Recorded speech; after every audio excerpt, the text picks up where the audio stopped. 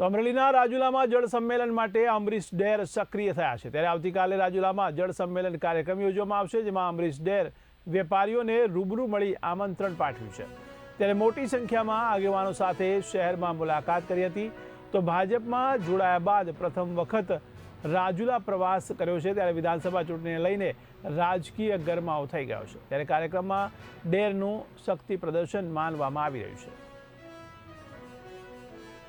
તો ભાજપમાં જોડાયા બાદ પ્રથમ વખત અમરીશ ડેરનો આ રાજુલા પ્રવાસ જોવા મળ્યો।